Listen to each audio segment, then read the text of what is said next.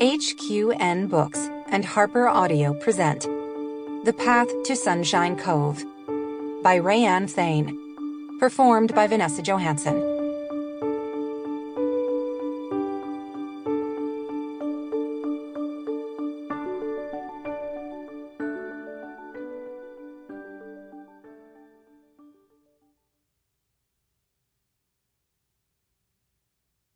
One. Jess. If not for all the emotional baggage cluttering up her airstream, this wouldn't be a bad place to park for a few days. As Jess Clayton drove through the quiet streets of Cape Sanctuary on a beautiful May afternoon, she couldn't help being charmed anew by the Northern California beach town vibes. She'd been here before, of course, several times. Her sister lived just down that street there, in a large 2-story cottage with gables, a bay window, and a lush flower garden. Rachel loved it here. Every time Jess came to town, she was reminded why. What was not to love? Cape Sanctuary was a town defined by whimsical houses, overflowing gardens, wind chimes, and Japanese fishing balls. And of course, the gorgeous coastline, marked by redwoods, rock formations, cliffs.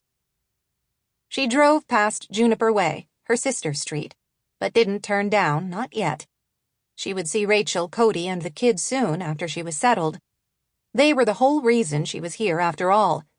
She didn't see her nieces and nephew enough, only on the rare holidays and birthdays that she could arrange a visit.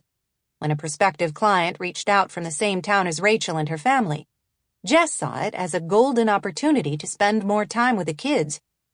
And her sister, of course.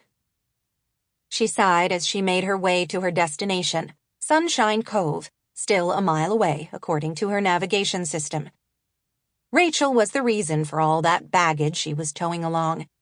Jess loved her younger sister dearly, but their relationship was like a messy tangle of electric wires, some of them live and still sparking. She would be in Cape Sanctuary for 2 weeks on this job. Maybe she would finally have the chance to sort things out with Rachel and achieve some kind of peace. The road rose, climbing through a stand of redwoods and coastal pine, with houses tucked in here and there before the view to the ocean opened up again.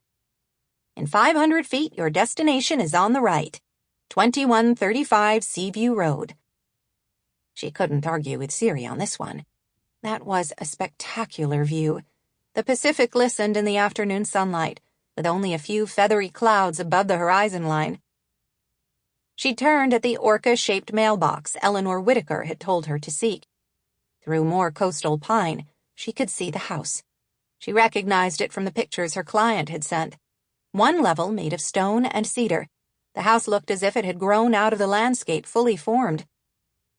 She knew the house was more than 5,000 square feet, built at the turn of the century by a wealthy ranching and logging family in the area. It featured 7 bedrooms and 8 bathrooms, all of which she would come to know well over the next 2 weeks. From the picture Eleanor had sent, Jess knew Whitaker House was beautiful, elegant, comfortable, warm. The kind of place where Jess had once dreamed of living, free of shouting, chaos, pain. She could see, tucked into the trees overlooking the ocean, a smaller house on the property that was almost a miniature of the big house, with the same cedar and stone exterior as well as windows that gleamed in the afternoon sun. A big dark blue pickup truck was parked there, but she couldn't see anyone around. Jess pulled her own rig over to the side of the driveway in case anyone needed to come in and out, then scouted around for a place she could unhitch. From their phone call earlier that morning as she was driving, she knew Eleanor wouldn't be here, that she had taken her teenage granddaughter into a nearby town to an orthodontist appointment, and then to catch a movie they had both been wanting to see. "Make yourself at home and set up anywhere that works," Eleanor had said. As she cased the property, she instantly found the spot 100 yards from the house that would give her a perfect view of the water, almost as if it had been created exactly for her 24-foot 1993 Airstream, affectionately nicknamed Vera by Jess's business partner. This job was meant to be. She had already bonded with Eleanor Whitaker over their weeks of email and phone correspondence. This view sealed the deal. Sample complete. Ready to continue?